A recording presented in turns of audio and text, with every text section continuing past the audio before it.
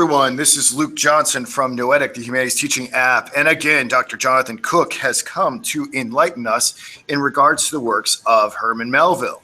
And today we're going to be talking about Israel Potter.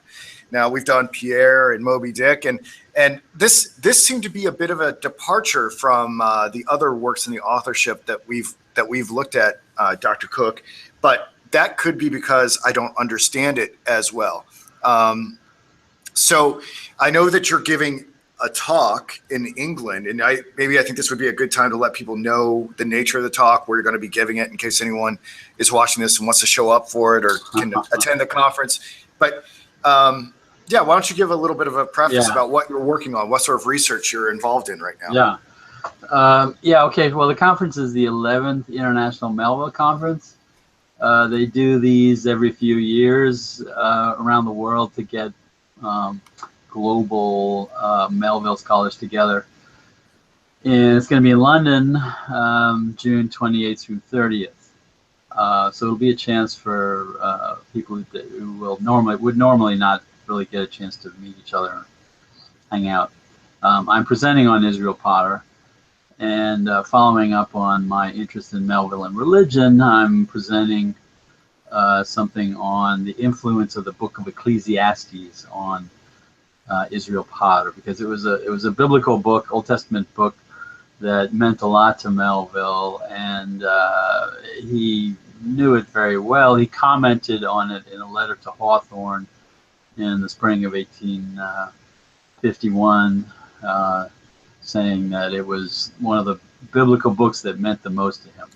I'll have to say that it's one of the most beautiful books of the Bible. It's in, it's whether or not you take the Bible to be sacred or not, I think there are many, many philosophical pearls in the book of Ecclesiastes that help us understand our very ephemeral and transitory nature in this world, and how to prioritize that which matters most. And, what matters most will be up to the individual to decide, like all matters of faith. So can I give you just kind of my general impression of this? Yeah. And then before you start to pull back the veil and so to me, it seemed like Moby Dick and Pierre were these obviously profoundly moving works of literature. Israel Potter, I got a chance to go through it like 1 2/3 times, and it seemed to me that I had a little bit of a difficulty getting at a grander underlying theme of this one.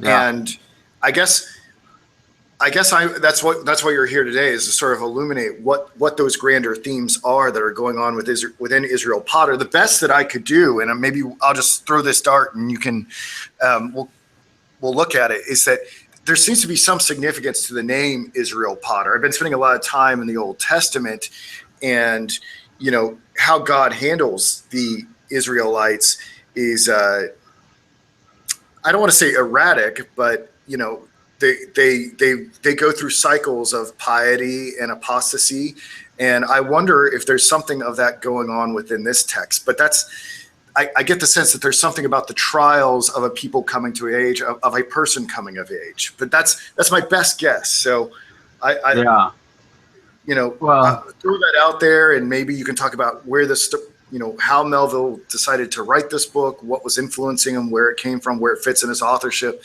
But I don't know. That was my wild throw at the dartboard. Yeah. Well, this book was written a couple of years after Pierre was published, Melville had become a magazine writer. He's writing short stories.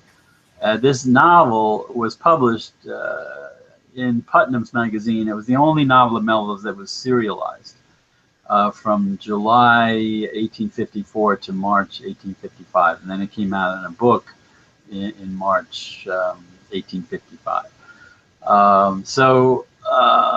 Melville had sort of gone through his phase of grand, rebellion, and here he's presenting sort of the fate of a victim, right? A lot of his short stories, they're sort of telling the other side of the coin, instead of being this titanic rebel like Ahab, or Promethean figures like Ahab and Pierre. They are now figures who are sort of bowing down to fate and adapting themselves to an unpredictable world, and that perfectly fits the description of Israel Potter, because he wants to rebel. I mean, he's geared up to fight in the Revolutionary Army, right? He joins the army just before the Battle of Bunker Hill, but then his service ends up going awry because he becomes a captive when he's in a ship in the American Navy. He's captured by the British. He's taken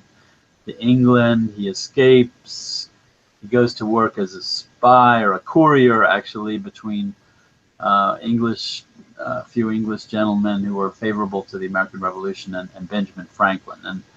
And so he's a courier. That ends when communication is broken between England and France halfway through the revolution. And then Israel, he's impressed into the British Navy. Then he fights his way out, and he joins up with John Paul Jones, who's the major naval hero of the Revolutionary War. And then this is all fictionalized. A lot of the rest of the book has some basis in fact, and we'll talk about that. The pamphlet autobiography that Melville based the story on, provided some basic guidelines, but he used it for about a quarter of the factual narrative, and then he went off on his own. So Israel Potter he began as a rebel and a patriot, but then he ends up in this kind of bizarre sort of house of mirrors where he keeps trying to do things, and then fate makes him do the opposite. He's captured by the British, he escapes, and he's captured again, he escapes. So, I mean, the metaphor here, the images of the shuttlecock. It's like the game of badminton. He's kind of this object that's being batted back and forth by the British and the Americans, or fate. And he ends up being stuck in England after the war because he's impoverished.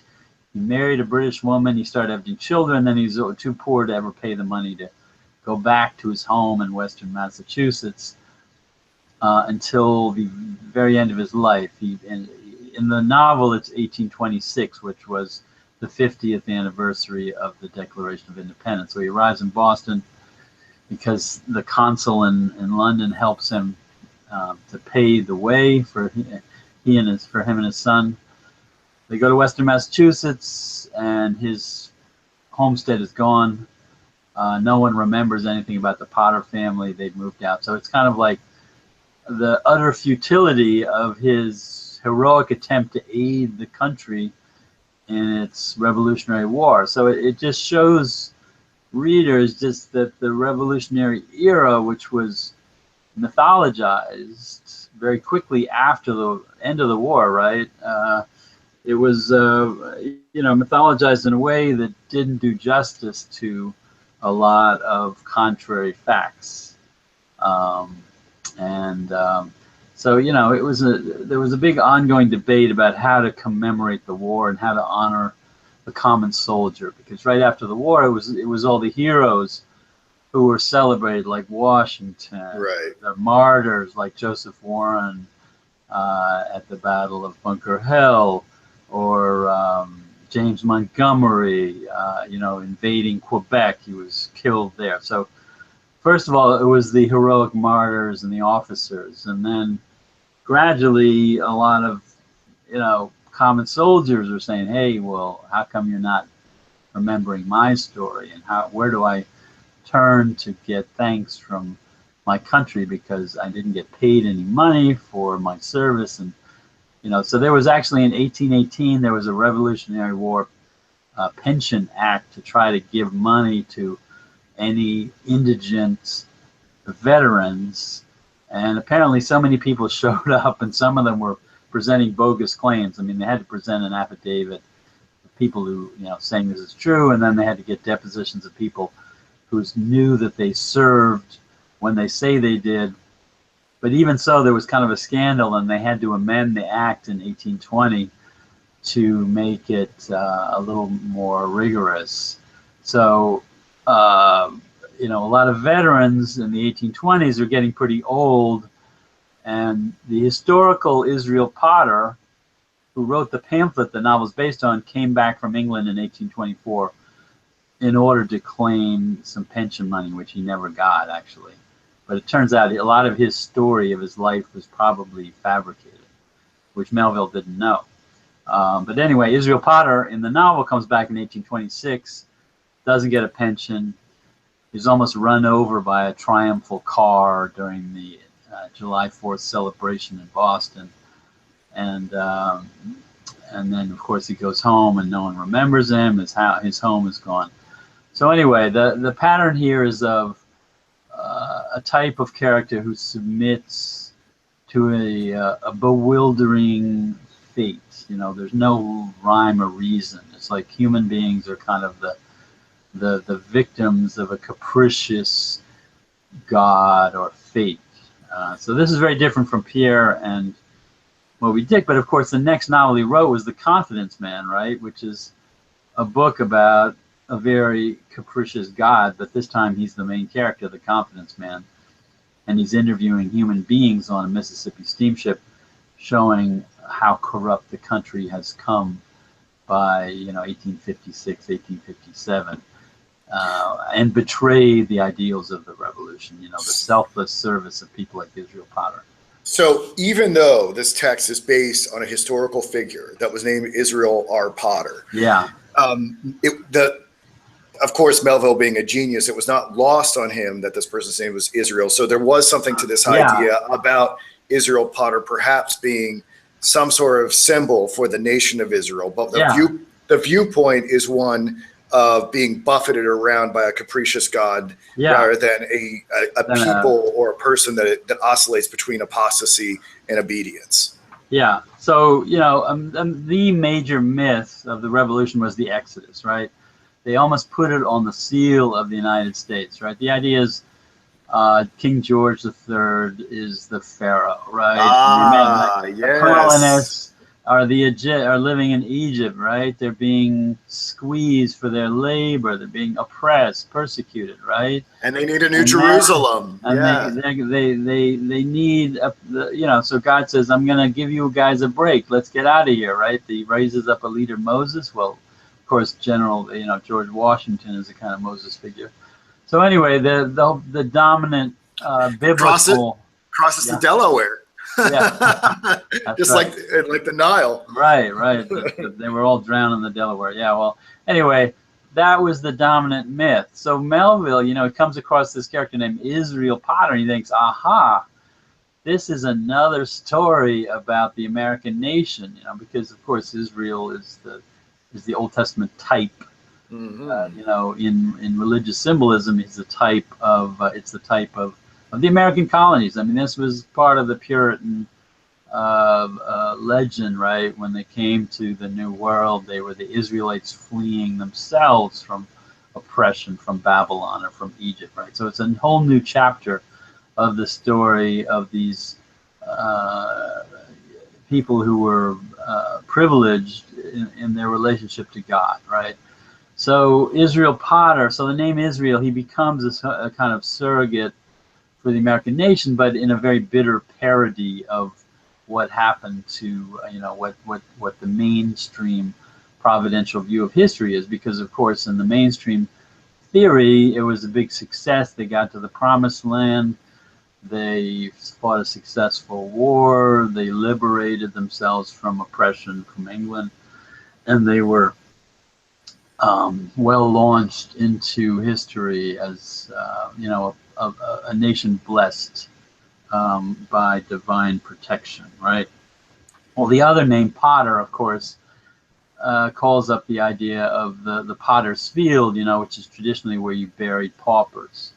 And it's named from the book of Matthew, when this is all legendary, when Judas came to return the 30 pieces of silver he was given to the chief priests, they used it to buy a potter's field. In other words, a place where potters got their clay to bury the poor, right? So every city would have a potter's field, so to speak, which is where the poor and unclean bodies would be buried. The other hand, in the Old Testament, there are a couple of passages in the prophets about God being the potter, who molds human beings. And St. Paul in Romans 2 says, God creates humans just like a potter at the wheel, and he creates people in glory and he creates some in dishonor. So it's kind of a metaphor for the human creature. Yeah, and Adam is made out of mud, right? And Adam is made out of red clay, technically speaking. That's what his name means, Adam. So it ties in with that, the ephemerality of human nature, the omnipresence of death. And if you look at the book of Ecclesiastes, of course, the famous phrase, vanity of vanity. The word vanity in Ecclesiastes shows up 38 times. So the main point is that human life is ephemeral. Death is omnipresent. The memory of the past is constantly being lost. So about the only thing you can do is just enjoy yourself while it lasts. The whole Carpe Diem theme is very much a part of Ecclesiastes. But it looks at history as, cyclical.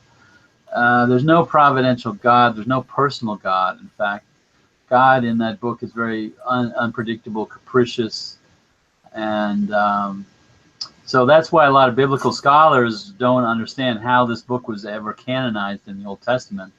And one of the reasons they think is that in the first two books, the preacher, the guy who claims to be writing, who's probably an Israelite scribe living in Jerusalem and probably the 3rd or 4th century BC,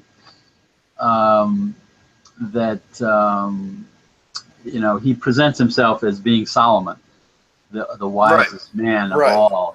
So he's putting himself. He's going from the 3rd century back to like the 10th century of Israelite history. It's like someone today saying they were Chaucer or something like that, right? Presenting themselves. I mean, it's that big an historical leap, but there was no evidence to contradict it. But it's just totally improbable. No one accepts that fact. But it was the idea that a wise man would speak in the voice of the great original wise man who was Solomon. Well, I will say this. When I read Ecclesiastes, I do think that's one way to read it. But when I read Ecclesiastes, I get the idea that the moral of it, and I don't want to digress too much because we're not talking about Ecclesiastes the entire time, but the idea is not so much that everything is futile, but everything is futile in comparison to the relationship with God. That all the pursuits that man has amount to nothing if in comparison to the relationship with God. So if God is subtracted from the picture, of course, then everything is futile. But well, it's a weird book because it tells you to be devout, it tells you to honor God, but then it's puts God totally out of the picture and not rewarding the good and punishing the bad. He admits that everything is arbitrary. The good are punished, the bad go scot-free. So anyway, moving on. Well, what I thought was really great about this book, and I think I liked about how you brought this up, was we don't have these, at least I don't encounter them very much. I mean, I'm becoming more of a history buff, but largely through the relationship with you and other individuals. But, I don't have this strong connection to the American Revolution as I do to other wars that have occurred in America and the individual heroes that are within them. And what I thought was really wonderful about this book, if anyone's just kind of looking for a connection to our forefathers, is that this does make a lot of what our forefathers must have gone through come alive in a way that isn't really presented anywhere else. And that's why I think it has a lot of value for us today in 2017, wouldn't you say? Yeah. I mean, this country has been reinterpreting its Revolutionary War, and the meaning you can deduce from that for, ever since it happened. So there's ongoing scrutiny of what the meaning of the revolution is, and you know, there's a huge industry of you know, reliving the lives of the founding fathers and understanding you know, revolutionary battles and studying how the revolution led to the Constitution and that kind of thing. So, and apparently there was, you know, there was a lot of fiction being written about the revolution. Most of it was kind of romantic, formulaic. I mean, I think the statistic is that there were 100 novels written between the end of, you know, in the 1780s or 90s to 1860, right? Just a constant stream of books, most of which were for a popular audience. And it's relatively rare that you get like someone like Melville writing a kind of alternate history of the revolution. And you know, this is a relatively not a common phenomenon, but I mean, the book to read about this whole tradition is by an historian named Michael Kamen. The book is called The Season of Youth, and it's about, it was written right after the bicentennial, you know, in 1976. The book came out in 78, I think. But it just shows you in how many ways the country was, you know, producing art and literature and monuments and festivities, commemorations, and in different ways to emphasize different aspects of the revolution. And of course, the relevance extends, you know, up through the 21st century, because, you know, the idea of the Tea Party coming out in after Obama was elected is, you know, obviously trying to invoke the name of a sacred ritual of rebellion in American history. A lot of people, a lot of people view Donald Trump as a Revolutionary War figure, which is yeah, pretty funny. Pretty funny, yeah, yeah. I don't know, maybe, you know, maybe Benedict Arnold or yeah. Well, but so you invoke the revolution to, you know, to go back to the origins, to say this is what America's all about, and to show your good faith as an American. What was I going to say? What caused Melville to take an interest in the Revolutionary War and yeah. Revolutionary War figures? Well, he, you know, he had bought this pamphlet, Life of, you know, the life and remarkable adventures of Israel Potter. It was ghost written by a guy named Henry Trumbull, who was a printer and author living in Rhode Island, which is where the original Israel R. Potter was from, you know, Cranston, Rhode Island. So this little pamphlet, about 100 pages, Melville picked it up in New York sometime, we don't know when, in the late 1840s, but he made a note when he was visiting in London in the fall of 1849 that he wanted to buy a map of London from the 18th century. So if he ever wrote the story of the beggar, he called him the beggar, he would know, you know, how to describe where he was going in London, right? So we know from 1849 he had the pamphlet and he was thinking about writing something based on this guy's life, but he didn't do this until 1854. But the other big issue is that, you know, Melville himself had two grandfathers who were in the Revolution, and both were heroes of the Revolution. His mother's father, Peter Gansevoort, who was from Albany, was at he was a colonel in the army, and he defended Fort Stanwix against a British force in 1777. So he successfully fought, you know, the British from taking over this fort, which is in Rome, New York, and you know, was acclaimed a hero afterwards. And then Melville's father's father, Thomas Melville Sr., was actually a participant in the Boston Tea Party, and the family had a jar of tea dating from that occasion. You know, it was a sort of a family heirloom.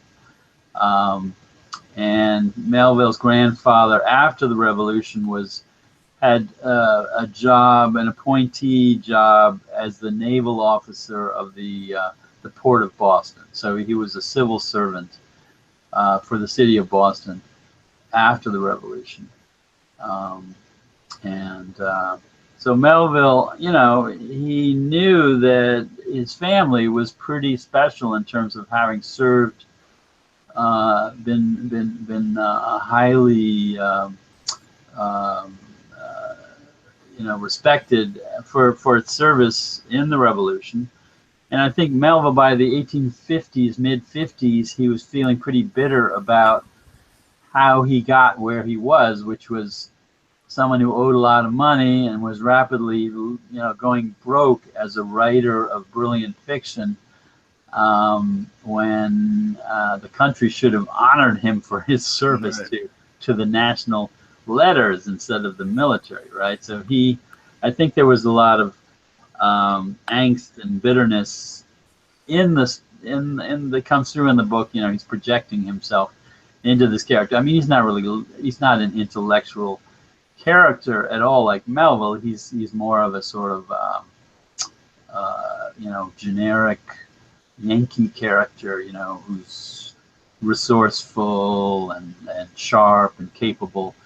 But the odd thing is that on Israel Potter's pamphlet of his life, he on the very front, or part of the inside cover, it says he was born on August 1st. I think it was 1742 or 43, something like that. Melville's birthday is August 1st, 1819. So I think he saw, hey, this guy's the same birthday as I do.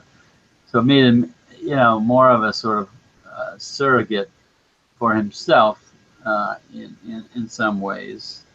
And also, one of the interesting things is that Melville changed Israel Potter's birthplace from Cranston, Rhode Island, to Western Massachusetts, the Berkshires, where he himself lived in Pittsfield in the mid 1850s. So it's another sign of Melville's conflation of his own identity with his fictional surrogate. Right on. So we've talked many times throughout all the different books that we've looked at of Melville's about how he's an innovator of literary form. And I wondered if you could comment on the generic norms that shape Israel Potter. Yeah, well, first of all, it's historical fiction. So, Melville is trying to teach you something about the Revolution here. But in most historical fiction of the era, you had to have a little romance, you had to have, heroic sacrifice, you had to sort of pay your dues to some of the cliches that would make your readers enjoy your book. So you don't have any of that. The only love story we get here is that in the beginning of the book, Israel Potter is being kept from marrying the young woman he wants and has to leave because he's so frustrated. One of the reasons he leaves his home is that his father doesn't want him to marry the neighbor girl, So there's no real romance in this book. But you do learn a lot about the Revolution because we have these little portraits of Ben Franklin and hold on a second. I thought it was so great. John Paul Jones, yeah. Yeah. And yeah. Oh, I just thought it was so great how Franklin shows up as a character. Yeah. I mean, he's very vivid. You get an amazing sense of who he was at the time. This incredibly productive, innovative character, this multifaceted human being. And scholars say, well, there must be a little bit of satire here, or spoofing or parody. Well, I mean, there's a little touch of irony in the character, but I think pretty much Melville honors Franklin for being the genius that he was. The only irony, or the main irony, is that Franklin can't help Israel Potter return to the U.S. He serves him faithfully, and Franklin is unable to do anything for him. And Franklin, he's a figure of traditional wisdom of the world. In other words, what you need to get ahead. So he knows, he's a businessman philosopher. He's not, Yeah. Plato or Socrates or anything. So he's very much invested in succeeding in the world, which I don't know. I mean, that you can appreciate that, but I think the problem for Israel Potter, of course, is that all the laws of the way the world works don't work for him, because things suddenly change without any kind of advance warning. Right. So he's getting implored to only drink water and to Yeah. all these truisms, and then he finds himself like buried alive. Right. Exactly. Yeah. He's not allowed to have the drink of brandy. So Franklin is keeping him very frugal, abstemious, and then he gets a raw deal because he doesn't get anything at the end of this, right? Right. But the other, I just wanted to mention too that, I mean, in terms of the novel's form, it does adhere to certain principles of the picaresque, right? The picaresque is a form that began in Spain in the 16th century, right? A novel about the picaro, who's called he's sometimes called a rogue. He's a lower class character who's just surviving by his wits. And picaresque novels are very episodic. They change setting very quickly, and you learn sort of about society from the struggles of the rogue, the lower class servant guy, to survive in a hostile world, right? That's the appeal of picaresque. So to a certain extent, the novel is a form of picaresque, just like The Confidence Man has elements of that too. And you probably noticed that Israel Potter, he's changing his costume all the time. He puts on that, when he escapes out of the confinement, he gets in the clothes of Squire Woodcock, to pretend he's the ghost of the dead squire. And then he's running around outside, and he doesn't want to be seen in these upper class clothes, so he changes clothes with a scarecrow. So all of this masquerade of costume directly leads into The Confidence Man, where the main character is appearing in all these different identities and different outfits. So that's a little bit of continuity between this book and the one that he wrote a year later. Which people could check out our discussion on that book as well. Yeah. I forgot to mention that at the beginning. Yeah. So what's your estimation of how accurate a depiction of the Revolutionary War this book is? Well, as I say, you will learn a lot about Franklin. You'll learn a lot about John Paul Jones. I mean, there's a whole 8-chapter sequence of Israel Potter's assistance to John Paul Jones. Of course, this is all fabricated. There was no, the historical Israel Potter never met John Paul Jones. But you learn about Jones's campaign, sort of terrifying the British along the western coast. Well, he goes around the whole circuit of England and doing these kind of guerrilla attacks on their shipping, burning things on the shore, and engaging in a few sea battles. There's the most famous battle, of course, is between his ship, which was called the Bon Homme Richard, the French word for poor Richard, or the good man Richard, and a British warship called the Serapis. And this was a famous battle of John Paul Jones, and you can read about it, and the novel gives you a chapter of amazingly graphic description of what that battle was like, and how it was won kind of by a fluke, because the John Paul Jones's ship was so destroyed it sank, and the British ship surrendered, so that everyone on the American ship had to go into the British ship, the Serapis, because the American ship was sinking, and even though the other side had surrendered first, right? So apparently the British commander, wanted to end things because he thought it was just everyone was going to get killed. It was like a slaughterhouse. So he sort of lowered the flag, and Frank and Jones was able to claim that as a victory. It was a major victory for the American forces. The other character that we meet is Ethan Allen, who's in captivity in England for, I think, about 2 years. He's the famous hero of the Green Mountain Boys who took, I think he took Fort Ticonderoga. And Israel Potter meets him or sees him in British captivity and admires him because Ethan Allen is very defiant. He's insulting his jailers. He is being very outspoken in his abuse of the British who were holding him hostage, which apparently was his technique to save his own life, because if he just submitted to their treatment, he probably would have died of some kind of illness.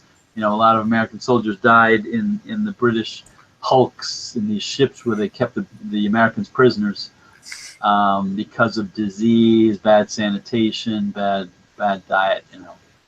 So we have a nice chapter of Ethan Allen. We learn a lot about him in that chapter. So we learn about these three historical figures, but of course, most of the novel takes place at sea or in England, so we're not really on the scene in America, except for the first few chapters of the book before the Revolution. And then at the end of the book, of course, we go back to Boston and then Western Massachusetts when Potter is able to return home after, the 50 years of exile. That's the subtitle of the book. Ah, yes. Well, that's what's so interesting about this book is that it's a book about the Revolutionary War that doesn't happen in America. Well, you get a little bit of the Battle of Bunker Hill, right? And right. And then you're away from the country for most of the war. Yeah, it's just a very unique perspective. Growing up, I had heard something about Benjamin Franklin being an ambassador to Paris, but it was a factoid in the back of my mind. I never really thought about what that meant. And so this is a great little aperture into that. Yeah. So what about how dramatic irony plays, like the important role that it plays in the narrative? Yeah, well, irony was Melville's forte. So the book is riddled with ironies. The most important being that this guy who was a patriot went out to fight the war and then was away from his country for 50 years and then came back, didn't get a pension, found out that his family had gone west, so he gets absolutely nothing out of his service. He gets nothing out of his service for Franklin. As a courier, all he gets is being imprisoned in this horrible little chamber above a chimney because the guy who was his contact has died in the meantime. He's serving John Paul Jones faithfully. He's like his right-hand man. He calls him his quartermaster. And then when John Paul Jones engages with this British ship at sea, they fight, and then the British ship apparently surrenders, and the American ship is right next to it, and Israel Potter jumps from one of the booms onto the British ship thinking that they're boarding the ship, because it surrendered. When turns out the British ship was just faking it. They didn't really suffer that much from the fight, and the British ship sails off from John Paul Jones, which isn't able to catch it, and Israel Potter is stuck on this British warship because he was so enthusiastic about, being the first man to board the ship because he wanted to impress his hero, John Paul Jones. So you have all these, interesting, ironic twists, and some of them are quite funny and comic, but some of them are also very tragic. And the terrible irony, of course, is that Israel is impoverished at the end of the book, living in London, and London is given it's described in a way that makes it seem like it's a sort of a hellish world that's covered with coal dust. Back in the 1780s, everyone was burning coal to heat and do their work their businesses.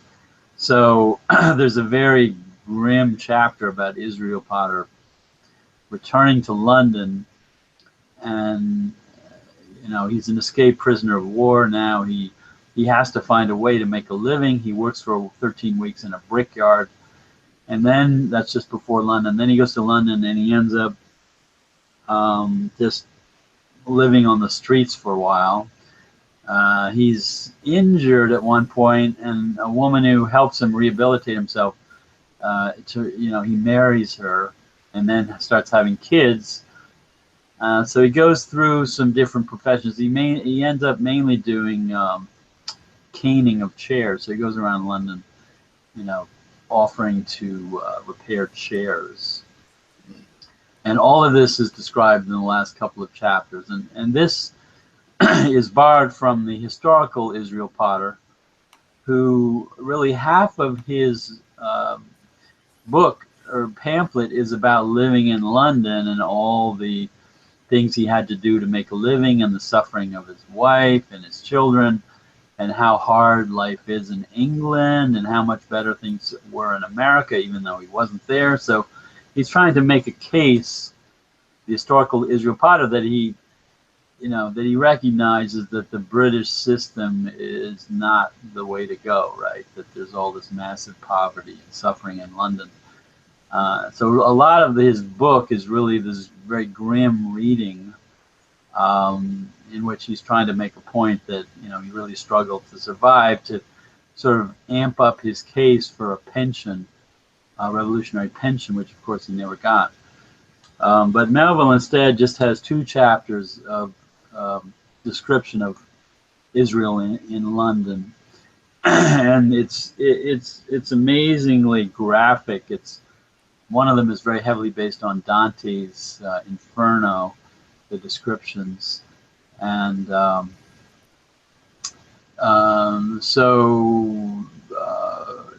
it just is trying to show that not everyone got a good deal by being a patriot for the country in the Revolutionary era.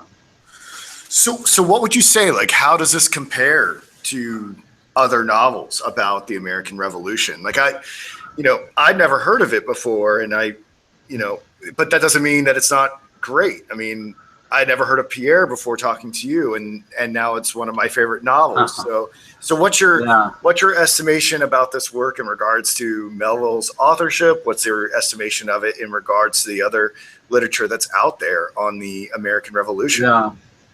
Well, obviously you must think highly of it if you're giving a talk about it in England. Yeah. So, yeah. Yeah. I mean, it's Melville, so you got to read it, and then it's a very entertaining book. I mean, the general reader can enjoy this book as an exciting novel with lots of action sequences that Melville was very good at when he wanted to. He's incomparable in his descriptions of sea battles and naval activities and whatnot. But there's some pretty gruesome parts too. Yeah. Yeah. Yeah. I mean, you don't have like graphic images of people's heads exploding or whatnot, but you get some violent scenes. Yes. I definitely fear the butt of one of those revolutionary guns in a way that I never did before. I'll say that. Yeah. Yeah. I mean, there's Battle of Bunker Hill. There's a brief description of a sword that's being threatened at Israel Potter, and when he goes up to it, turns out the arm, it's only the sword is in the hand of an arm that's been severed. Yeah. Or I think, as I recall, something like that. But there are a few other books, and Michael Kamen, who's written this really good book about the legacy of the revolution. He's isolated like a half a dozen books that have really looked at the revolution in a sort of critical manner in this way, fictional books. So, but one of the others is Hawthorne, of course, in his unfinished novel about the revolution, Septimius Felton. He started writing a really brilliant description of the Battle of Concord course, he got bogged down after, I think, about 100 pages or so. So it never was completed. May I have your attention, please? In 5 minutes at 4 o'clock, we are going to be starting the Royal Ball. So, can you hear me all right? Yeah. Other Edward Bellamy, you know, the guy who wrote the book Looking Backwards, utopian novel. He apparently wrote a very critical novel of the revolution, I think in the 1870s. Then, you know, you had some people writing in the 20th century. In the American Grain, William Carlos Williams, it's not fiction, but it's an essay critiquing the revolution. Then you have people like Gore Vidal, who wrote Burr, sort of satirizing some of the great icons of the revolutionary era, the founders in the 1970s and 80s. So periodically, you know, you got serious novelists who are really trying to tell the truth about the revolution, and then you have a lot of entertainment that, you know, teaches you about history, but it sort of glamorizes things. And then, of course, you have, you know, you have a lot of there are a lot of veterans. Apparently, there are 200 narratives of Revolutionary War veterans that you can read to give you a really, you know, hands-on historical view of the revolution. There's a very interesting one by a guy named Joseph Plum Martin, who wrote his account, I think I think it was like the early 1830s, and it's all about the crazy things that were going on. And none of it is about fighting. It's all about just surviving, trying to feed himself, working, doing all these things to get ready for battle.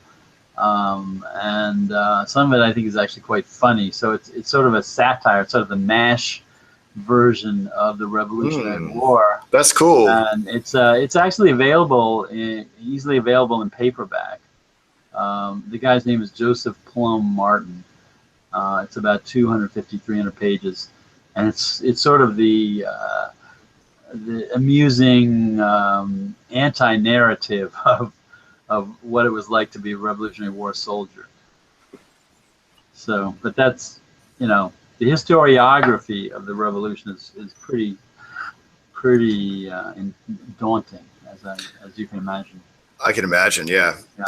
So you mentioned earlier how Melville saw this connection with Israel Potter, but were there any other characters in the novel that he had a strong connection to? Well, I think if you look at these revolutionary heroes of Franklin and John Paul Jones, Ethan Allen, I mean, I think there's no direct correlation, but I think he was thinking partially of his own revolutionary grandparents, you know, Thomas Melville and Peter Gansevoort, you know, Thomas Melville from Boston, like Franklin originally. He was a merchant first, and then worked in the civil service, and then his other grandfather, Peter Gansevoort, was kind of a military hero like John Paul Jones. But there's not really, there's no large array of characters. I mean, we have a lot of descriptions of Israel Potter bouncing back and forth from one place to another, but this is not a traditional,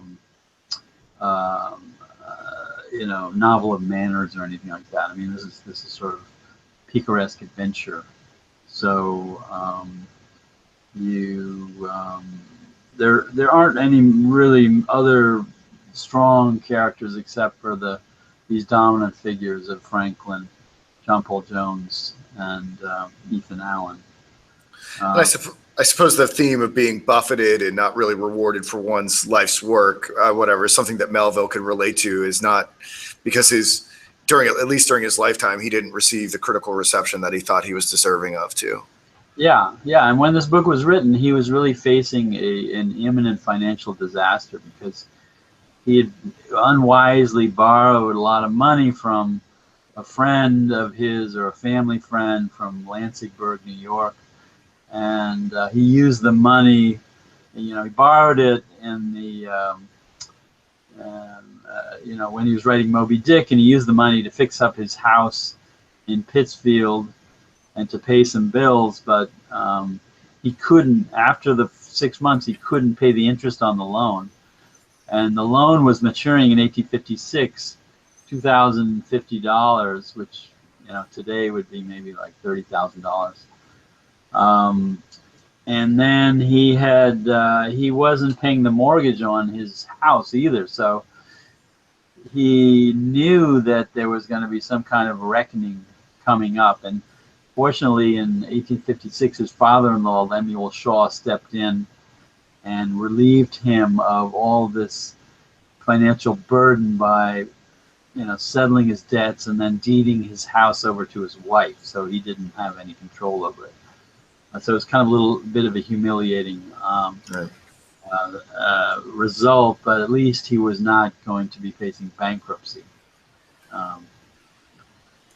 So even though he was selling his fiction, he was doing the best he could. He was very busy publishing short stories in this book, but it still couldn't keep him afloat. It was just a terrible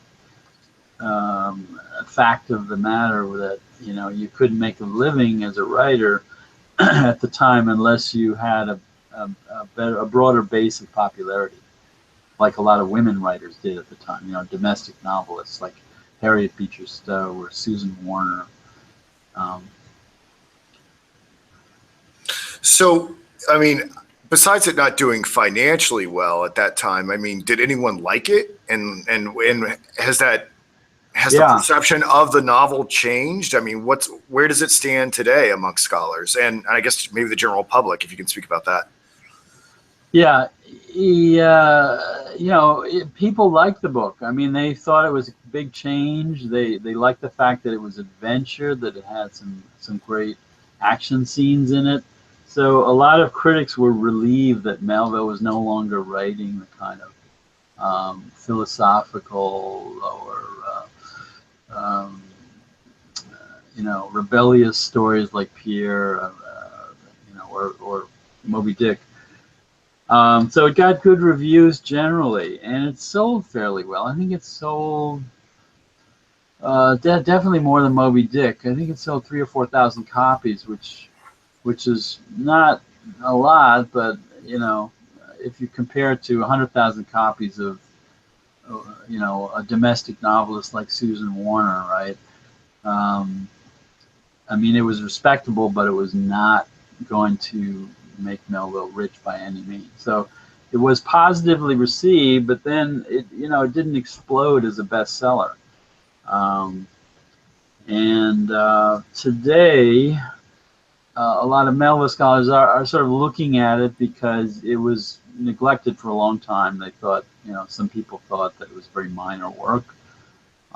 They didn't read it that carefully.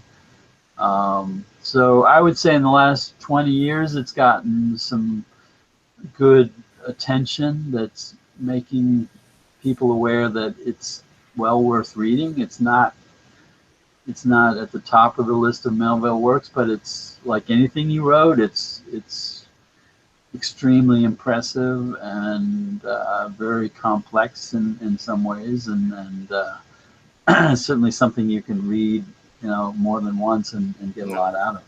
Yeah, definitely. I got to go through it. I got to go through it a second time, which is unusual for you and I. We move at such a good clip. I don't oftentimes get to go back and do it again. So I guess, I mean, is there anything you'd like to say in closing? I mean, the only other thing I would say is that I think we should probably take up your book next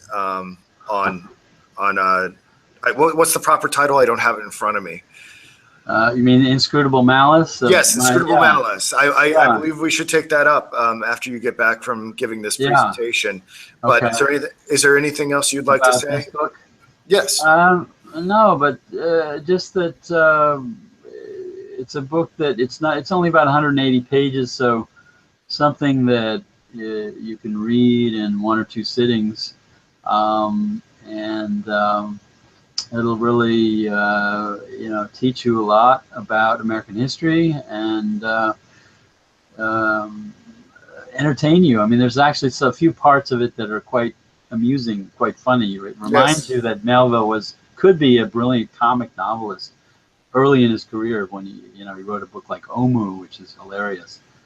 So there are a few little sections of the book that have that comic verve, but then again, it's got this very profound philosophical theme about how life sometimes just kicks you in the rear. You do everything you can, and then it just turns out to be the opposite of what you hoped. So just realize that life is not fair, but just pretend that it is. I mean, that's kind of the moral of the story. Well, thank you so much for teaching us today, Dr. Cook. I found it very enlightening, and I'm sure many others did as well. And I'm really excited now that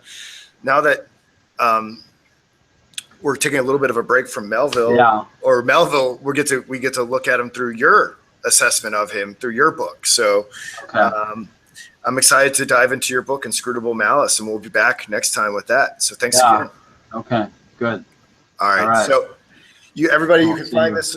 Yeah, everyone can find this on YouTube, SoundCloud, the Noetic app, the podcasting app on your iPhone and Droid devices. And thank you again, Dr. Cook. You're welcome. Thank you.